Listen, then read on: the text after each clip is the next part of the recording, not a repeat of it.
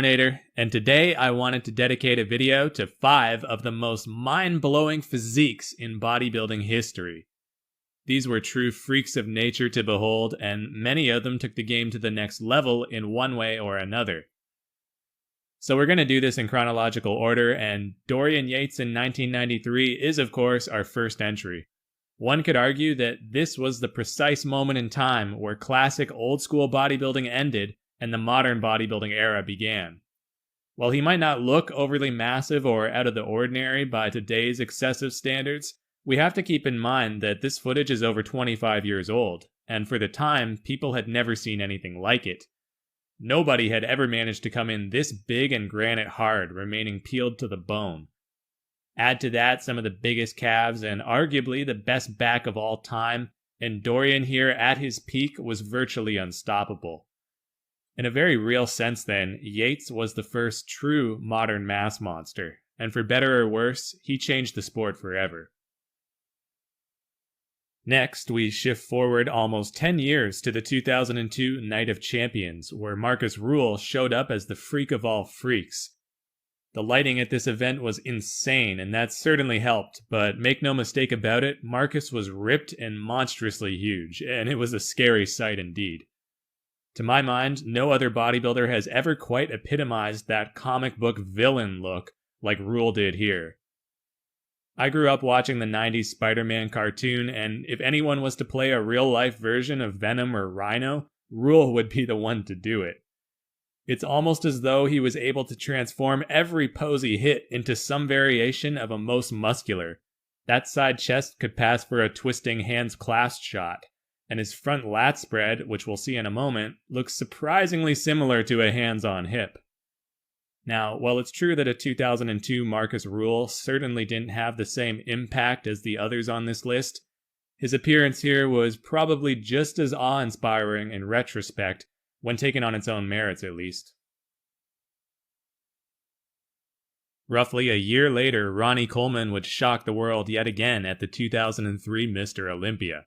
And we're going to have to go with pictures on this one, unfortunately, because the available video footage is terrible and doesn't do him justice at all.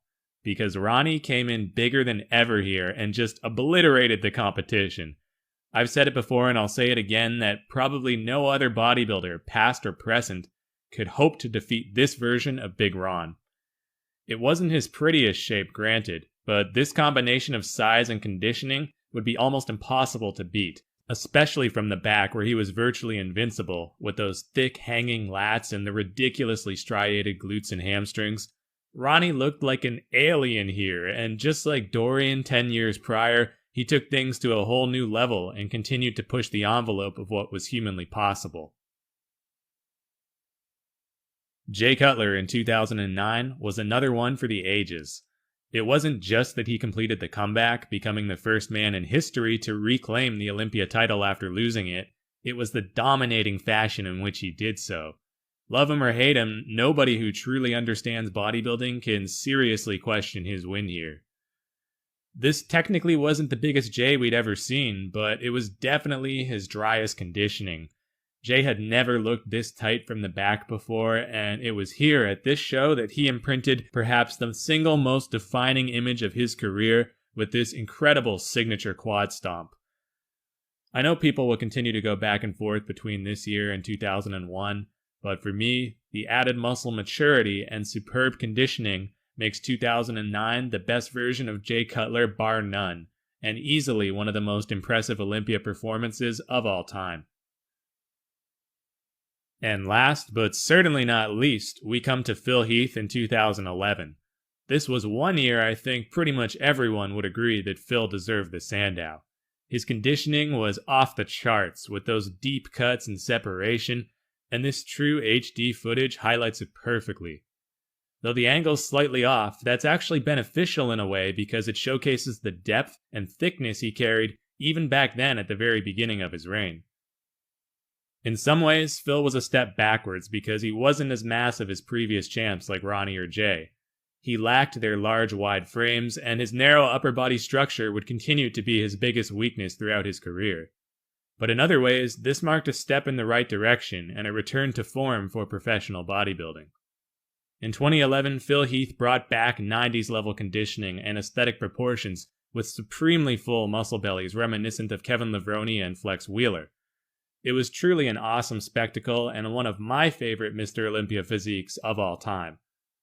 And while he was arguably even better in 2013, there can be no debate that this first win had the greater lasting impact because it introduced us to a new breed of champion.